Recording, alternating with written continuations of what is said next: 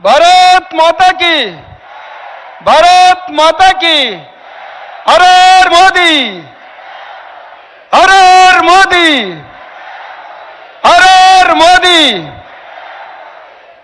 अपने विश्व के सर्वमान्य नेता, देश नहीं तो दुनिया की number 1 party Bharatiya Janata party और दुनिया के सर्वमान्य नेता आप सबके चेते, जिन्होंने उत्तराखंड का चौमुखी विकास किया है, ऐसे अपने परम श्रद्धेय देश के प्रधानमंत्री आदरणीय नरेंद्र मोदी जी, सम्मानित मंच, उपस्थित बहनों और भाइयों, पत्रकार मित्रों, मैं अपनी ओर से और आम जनता की ओर से हृदय से गदगद भाव से आदरणीय प्रधानमंत्री मोदी जी का स्वागत और अभिनंदन करता हूं। एक बार खड़े होकर के जोर से सब लोग तालियां बजाएंगे। भारत माता की, हर हर मोदी, हर हर मोदी, भारत माता की। मित्रों, बहनों और भाइयों, आपकी ओर से और मैंने कहा कि अपनी ओर से हृदय से गदगद भाव से आपका स्वागत अभिनंदन करते हैं। प्रधानमंत्री मोदी जी ने उत्तराखंड का चौमुखी विकास किया है। मित्रों, बहनों और भाइयों, यही नहीं तो मैं बार बार इस बात को कहता हूं, आप तो देश के प्रधानमंत्री हैं, आपने चौमुखी विकास कर रहे हैं, विकास को आगे बढ़ा रहे हैं, लेकिन जब गुजरात के मुख्यमंत्री भी थे, इस प्रदेश के अंदर केदारनाथ की आपदा थी, तब भी आपने 3 दिन रह करके यहां के लोगों की राहत ली। और यही नहीं तो गुजरात जाकर के 22 बोगियां ट्रेन की भेजकर आम जो दुखी थे, जो उस आपदा में फंसे थे, उन लोगों के लिए राहत किट भेजे हैं। मित्रों, बहनों और भाइयों, ये आप सब ने देखा है। और मैंने कहा कि सड़क से लेकर के, पानी से लेकर, बिजली से लेकर, शौचालय से लेकर के आप सबको राहत पहुंचाने का काम किया। गरीब कल्याण की योजना के तहत भी आपने हाथ खड़ा करके बोला कि आज भी राशन पहुंच रहा है। और यही नहीं तो मैं कह सकता हूं, इतिहास में पहली बार पहाड़ में ट्रेन चढ़ना कर्णप्रयाग तक। और जैसे 4 धाम सड़क की बात करते थे, आज प्रधानमंत्री मोदी जी ने 4 धाम ट्रेन से कनेक्टिविटी जोड़ने का काम किया है। यह इतिहास में रचा आजाद भारत में पहली बार हुआ है। मित्रों, बहनों, भाइयों, इसी के साथ में मैं आप सबकी ओर से पुनः दोबारा और अपनी ओर से हृदय से आपका स्वागत और अभिनंदन करता हूं। भारत माता की, भारत माता की, हर हर मोदी, भारत माता की। धन्यवाद। अब मैं निवेदन करना चाहूंगा अपने सांसद श्रीमान तीरथ सिंह रावत जी, अपने पूर्व मुख्यमंत्री और पूर्व में केंद्रीय शिक्षा मंत्री रहे अपने निशंक जी और धन सिंह जी से, आदरणीय बुल्लू जी से, कि आप इस देश के यशस्वी प्रधानमंत्री को अंग वस्त्र भेंट कर उन्हें सम्मानित करने की कृपा करेंगे।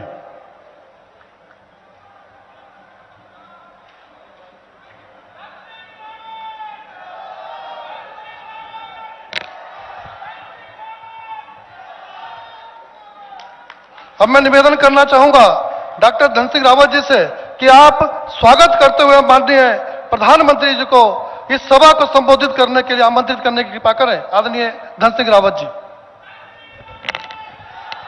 भारत माता की, नरेंद्र मोदी, नरेंद्र मोदी, भारतीय जनता पार्टी। अब भाई बहनों, मैं विश्व के सर्वाधिक लोकप्रिय नेता, अपने देश के यशस्वी प्रधानमंत्री और हम सबके मार्गदर्शक, जिन्होंने पूरे विश्व में भारत का नाम रोशन किया है, मैं श्रीनगर की धरती में और अपनी विधानसभा में उनका हार्दिक स्वागत करते हुए सीधे उनको आमंत्रित करता हूं कि वो हम पूरे गढ़वाल की जनता को संबोधित करेंगे। भारत माता की, नरेंद्र मोदी, नरेंद्र मोदी।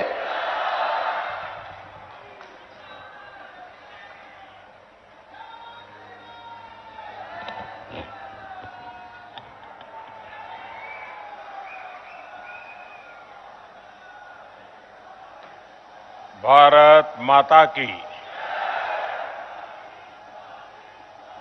चार धाम की रक्षक देवी मां धारी देवी व कमलेश्वर महादेव की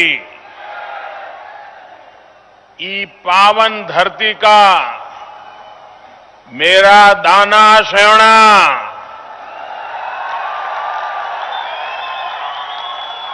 दीदी भूलिया भूला भौजियो थे मारू सिमान्या मारू प्रणाम।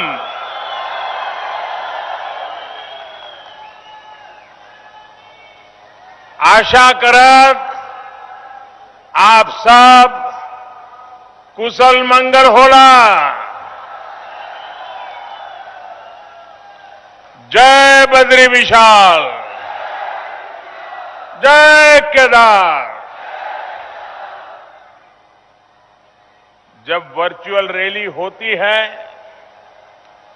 और पिछले दिनों वर्चुअल रैली के माध्यम से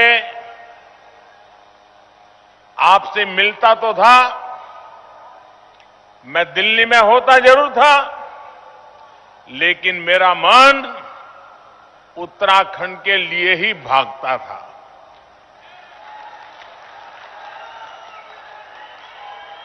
जब मनोरथ सच्चा हो तो बाबा केदारनाथ और बद्रीनाथ जी की सच्ची इच्छा को पूरी कर ही देते हैं और उनके आशीर्वाद से इलेक्शन कमीशन ने भी और मौसम ने भी मुझे आपके बीच आने का सौभाग्य दिया, आपके दर्शन करने का सौभाग्य दिया। उत्तराखंड का हर नागरिक जानता है मेरा इस देवभूमि से नाता क्या है। उत्तराखंड का हर नागरिक जानता है कि इस देवभूमि से मेरा लगाव कितना है। कोई कल्पना कर सकता है कि 2019 में चुनाव का आखिरी दौर चल रहा था, मैं खुद जिस काशी के चुनाव लड़ रहा था वहां पर मतदान होना था, लेकिन मेरा मन कर गया इस देवभूमि की माटी को माथे चढ़ाने का। यहां तो चुनाव हो गया था, यहां मतदान बाकी नहीं था, काशी में मतदान बाकी था, लेकिन बाबा केदार ने मुझे पुकारा और मैं फिर यहां चला आया था। चुनाव के मैदान में भी और खुद का चुनाव होने के बावजूद भी मैं यहां आपके बीच चला आया था, कारण ये देवभूमि के प्रति मेरी भक्ति, ये देवभूमि के प्रति मेरा लगाव, और ये देवभूमि है, वीर भूमि भी है। यहां से सदा सर्वदा एक ऊर्जा मिलती है, प्रेरणा मिलती है। भाइयों बहनों, मां गंगा, गढ़वाल की वीरांगना रानी कर्णावती, चौथकोट की तीलू रौतेली, सुमाड़ी के पंजा दादा, मलेथा के माधोसी भंडारी, ऐसे अनेक व्यक्तियों से प्रेरणा पाने वाली इस धरती को, यहां के लोगों को भी मैं आदरपूर्वक प्रणाम करता हूं।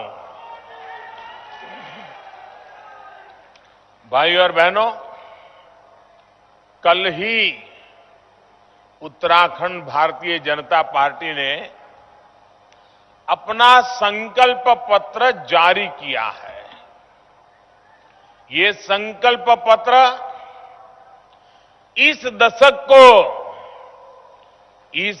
को उत्तराखंड का दशक बनाने में बहुत बड़ी भूमिका निभाएगा। इसमें उत्तराखंड के विकास के लिए यहां के युवाओं, महिलाओं, किसानों सभी के लिए नए संकल्प लिए गए हैं। इसमें गरीब बहनों को ताकत देने का समाधान है। इसमें जिला मेडिकल कॉलेज या उसके जैसी सुविधा देने का संकल्प है, इरादा है। कृषि भूमि सर्वेक्षण और बीमा में नई ड्रोन नीति लागू करके यहां के किसानों को बेहतर सुविधा मिलेगी। मल्टी मॉडल लॉजिस्टिक पार्क और मल्टी मॉडल कार्गो टर्मिनल से उत्तराखंड में नए उद्योगों के लिए रोजगार के हजारों नए अवसरों को रास्ते खोलने का इरादा भारतीय जनता पार्टी ने संकल्प लेकर के व्यक्त किया है। उत्तराखंड की धरोहर को बचाने और यहां हेरिटेज टूरिज्म को गांव-गांव पहुंचाने पर भी जोर है। मैं धामी जी और उत्तराखंड भाजपा की पूरी टीम को बहुत बहुत शुभकामनाएं देता हूं। साथियों, उत्तराखंड के लोगों ने हमेशा सजग प्रहरी की तरह देश की रक्षा की है। आज पौड़ी गढ़वाल के ऐसे ही वीर सपूत जनरल बिपिन रावत जी की स्मृतियां मुझे भावुक कर रही है। उन्होंने देश को दिखाया कि उत्तराखंड के लोगों के पास न केवल पहाड़ जैसा साहस होता है, बल्कि हिमालय जैसी ऊंची सोच भी होती है।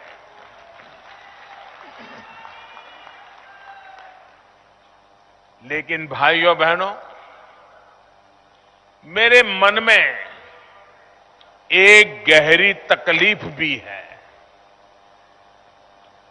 मुझे ये जिक्र इसलिए भी करना पड़ रहा है क्योंकि कांग्रेस पार्टी अपने प्रचार में जनरल बिपिन रावत जी के कटआउट लगाकर, उनकी फोटो लगाकर वोट मांग रही है।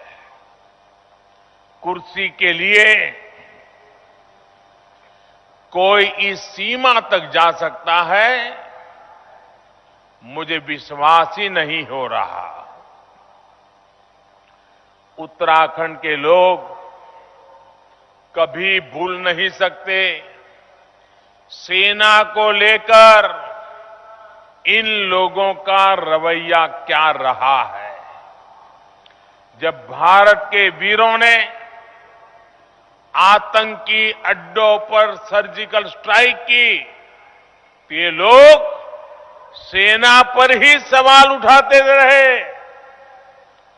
दिल्ली की कुछ नेताओं ने तो बाकायदा टीवी पर जाकर सेना से सबूत मांगे थे।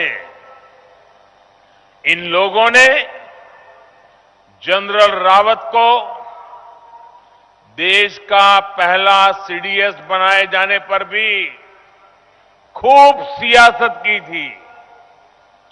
इसी कांग्रेस पार्टी के नेता ने बिपिन रावत जी को सड़क का गुंडा तक कह डाला था।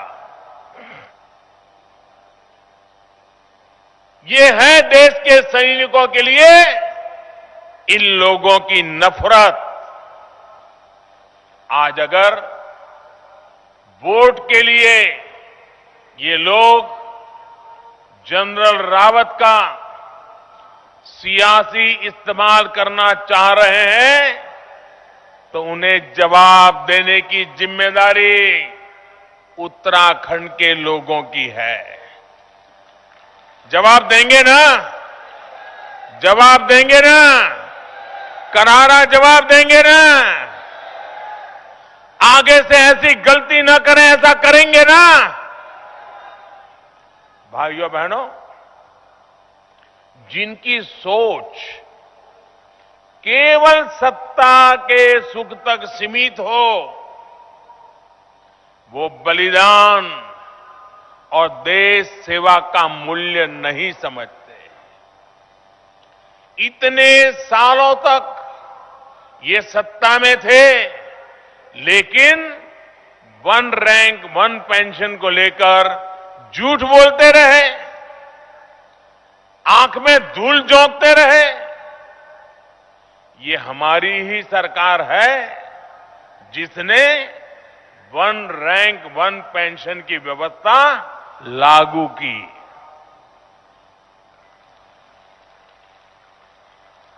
ये भी भाजपा सरकार ही है जो देहरादून से उत्तराखंड के शहीदों के सम्मान में सैन्य धाम बना रही है। और मैंने एक बार कहा था, उत्तराखंड यानी चार धाम, ये इतना ही सोच काफी नहीं है। उत्तराखंड में चार धाम तो सदियों से है ही है, हमारी प्रेरणा भी है, लेकिन उत्तराखंड में एक पांचवा धाम है, सैन्य धाम, वीर सपूतों का धाम, वीर माताओं का धाम। उत्तराखंड का ये गौरव उन लोगों की समझ में नहीं आएगा जो देश की सेना और शहीदों का मजाक उड़ाते हैं। साथियों, जब अलग उत्तराखंड राज्य बना था, अटल बिहारी वाजपेयी ने आपके सपनों को साकार करने के लिए बड़ा महत्वपूर्ण निर्णय किया था। तो ये संकल्प उत्तराखंड के लोगों ने और भाजपा ने मिलकर पूरा किया था। उत्तराखंड के स्वर्णिम भविष्य के लिए सपने भी हमने मिलकर देखे थे।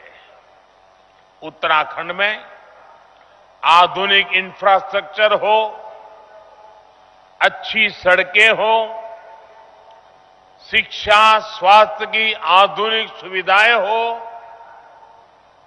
आपका जीवन आसान बने, युवाओं का भविष्य बेहतर बने, ऐसे अनेक संकल्प हमने मिलकर लिए थे। लेकिन दुर्भाग्य से इस प्रदेश की कमान कई साल के लिए उनके हाथों में चली गई जिन्होंने हमेशा उत्तराखंड को अस्तित्व में आने से ही रोका था, इसका जन्म ही रोक दिया था। उन्होंने हमारे इन सपनों को कुचलने में कोई कोर कसर नहीं छोड़ी। जब केंद्र व राज्य दोनों जगह उनकी सरकार थी, तब उत्तराखंड को डबल ब्रेक लगाकर हर तरफ से पीछे धकेला गया। ब्रेक लगाना ही जानते हैं वो। 2014 के बाद एक ब्रेक हटा, लेकिन देहरादून वाला ब्रेक लगा हुआ था, दिल्ली वाला ब्रेक हटा था। उत्तराखंड वासियों ने 2017 में ये देहरादून वाला भी ब्रेक हटा दिया, उसको भी यहां से निकाला और डबल इंजन की सरकार यहां पर काम पे लग गई। भाइयों और बहनों, इन 5 सालों में आपकी डबल इंजन सरकार ने इतना काम किया है कि अब ब्रेक लगाने वालों को भी वही वादे करने पड़ रहे हैं जो भारतीय जनता पार्टी की सरकार ने काम करना शुरू कर दिया है। जब ये सत्ता में थे तब इनको कभी 4 धाम की याद नहीं आई। जिन्हें यहां आस्था ही नहीं, उन्हें भी अब 4 धाम की याद क्यों आ रही है? क्योंकि उन्हें एक कुर्सी हासिल करने का रास्ता लग रहा है, जबकि भाजपा के लिए 4 धाम और देवभूमि का विकास आस्था, संस्कृति और जन सेवा का हमारा संकल्प है, हमारा समर्पण है। साथियों, केदार धाम में हमने 2017 में पुनर्विकास के काम शुरू किए थे और ज्यादातर परियोजनाएं पूरी भी हो गई हैं। बद्रीनाथ धाम के विकास के लिए भी कई 100 करोड़ की लागत से प्रोजेक्ट शुरू किया गया है। 4 धाम प्रोजेक्ट के तहत 12,000 करोड़ की लागत से ऑल वेदर रोड बनाई जा रही है। 4 धाम प्रोजेक्ट में गढ़वाल का बड़ा हिस्सा कवर होता है, इसलिए इसका बहुत बड़ा लाभ पूरे गढ़वाल को भी मिलेगा। इसी तरह ऋषिकेश कर्णप्रयाग रेल लाइन, ऐसे बड़े प्रोजेक्ट्स पर भी तेजी से काम हो रहा है। अब पहाड़ों पर एक जगह से दूसरी जगह जाना मुश्किल नहीं रहेगा। यहां पर्यटकों की संख्या भी बढ़ेगी, रोजगार भी बढ़ेगा और पढ़ाई की, इलाज की सुविधा भी बढ़ेगी। प्रदेश के अलग अलग हिस्सों में हेली सर्विस शुरू की जा रही है। भाइयों और बहनों, इस बार केंद्र सरकार जो बजट लेकर आई है, उसका भी बहुत बड़ा लाभ उत्तराखंड को मिलेगा। देश के पहाड़ी इलाकों के लिए खास तौर पर बजट में पर्वतमाला प्रोजेक्ट की घोषणा की गई है।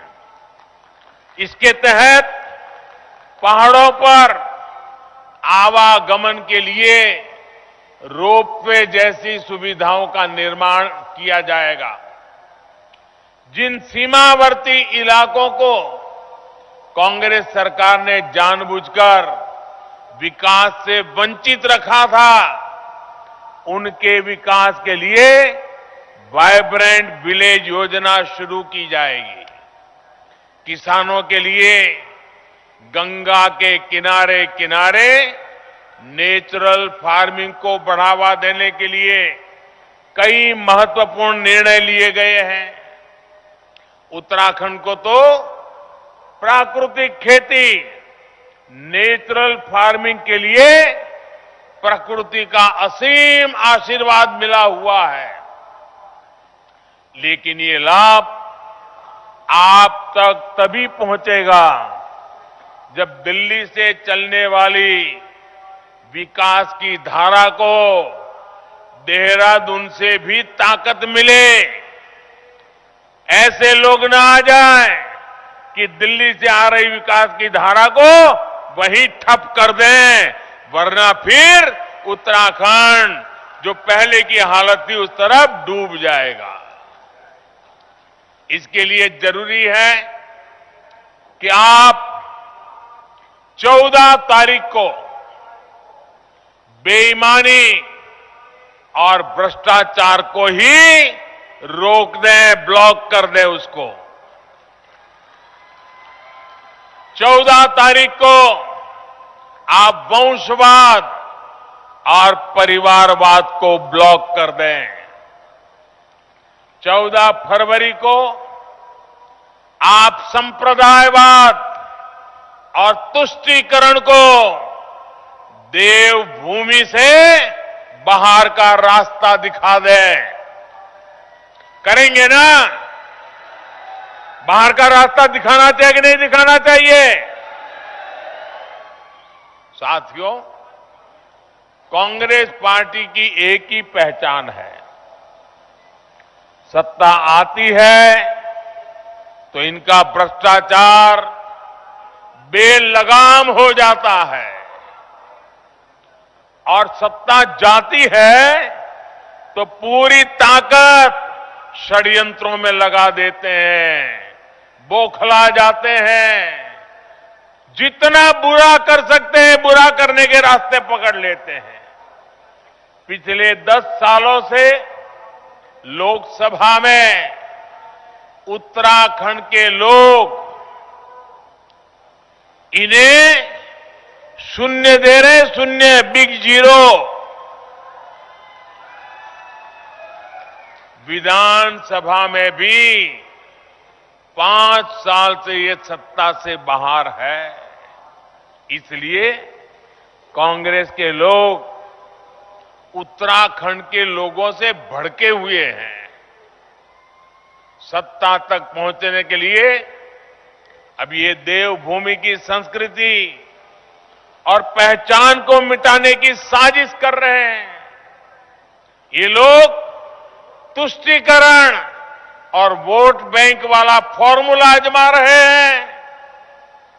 ये लोग देवभूमि के लिए किस तरह की यूनिवर्सिटी का समर्थन कर रहे हैं, ये आप देख रहे हैं। आपने सुना है ना क्या करना चाहते हैं? सुना है ना? इसे उत्तराखंड को बचाना है कि नहीं बचाना है? बचाना है कि नहीं बचाना है? भाइयों बहनों, अगर ये वापस आ गए तो अपनी सारी बौखलाहट यहां की जनता पर निकालेंगे। भाइयों और बहनों, इन्होंने सालों तक पहाड़ के लोगों को पानी की सुविधा से वंचित रखा। पानी के लिए माताओं बहनों को सर पर घड़ा रखकर कोसों जाना पड़ता था। हमने जल जीवन मिशन के जरिए घर घर पाइप से पानी पहुंचाने का अभियान शुरू किया। आज उत्तराखंड में करीब 8 लाख घरों तक पाइप से पानी पहुंच रहा है। मैंने अभी थोड़े दिन पहले उत्तराखंड की 5-6 बुजुर्ग माताएं, कुछ बहनें, उन्होंने छोटा छोटा वीडियो और डाला हुआ है, तो मेरे पास वो भी आया घूमता फिरता। और उत्तराखंड की माताएं बहनें जिस प्रकार से मुझे आशीर्वाद दे रही है, क्या क्या मिला उसका वर्णन कर रही है। पानी के विषय में भाव विभोर होकर के बोल रही है। माताएं बहनें, ये आपके आशीर्वाद है ना, मैं आपको कभी निराश नहीं होने दूंगा। मैं जी जान से आपके लिए काम करता रहूंगा। ये आपका स्नेह, आपका ये आशीर्वाद मुझे शक्ति देता है, ऊर्जा देता है।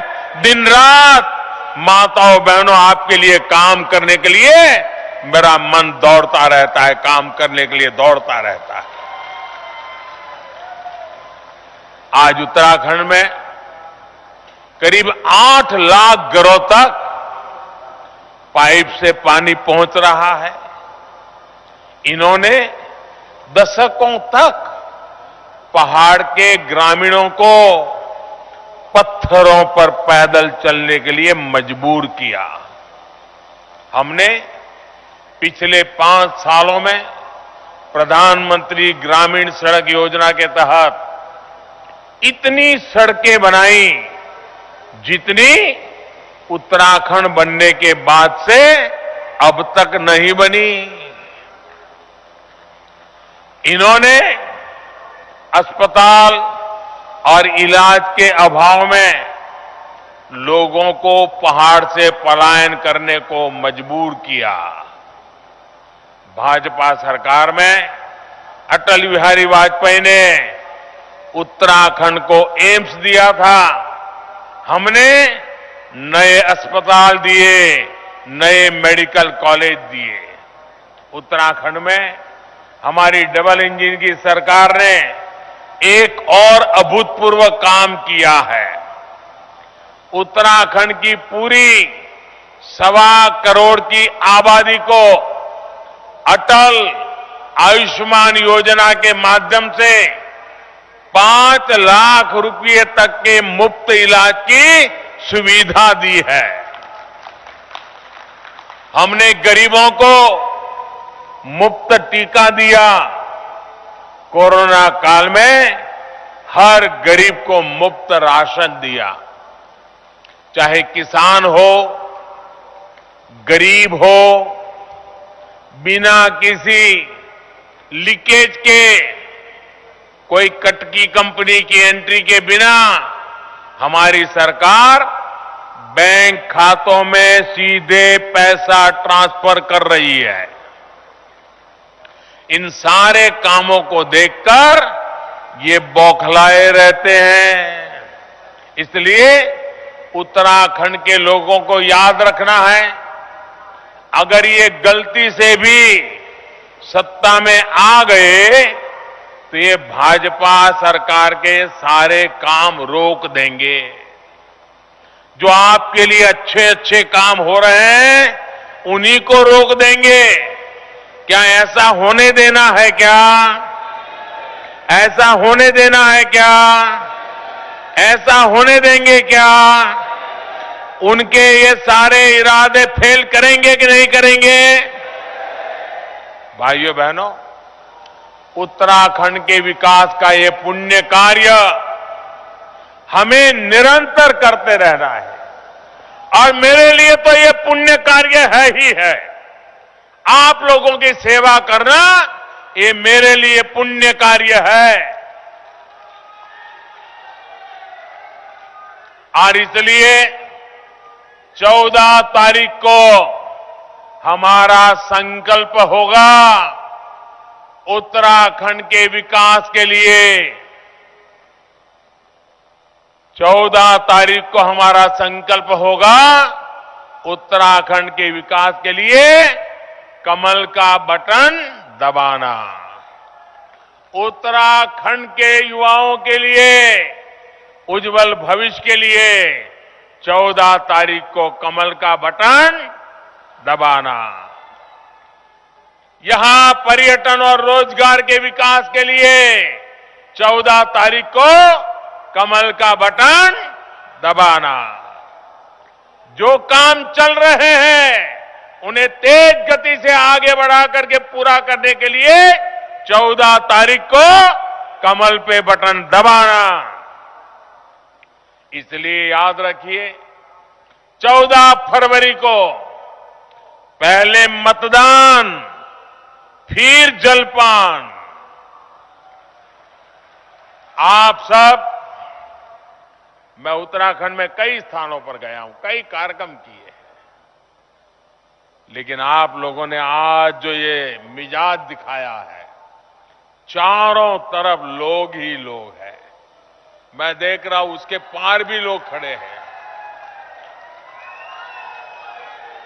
ये दृश्य अपने आप में दिखा रहा है कि उत्तराखंड में फिर एक बार भाजपा सरकार। बहुत बहुत धन्यवाद।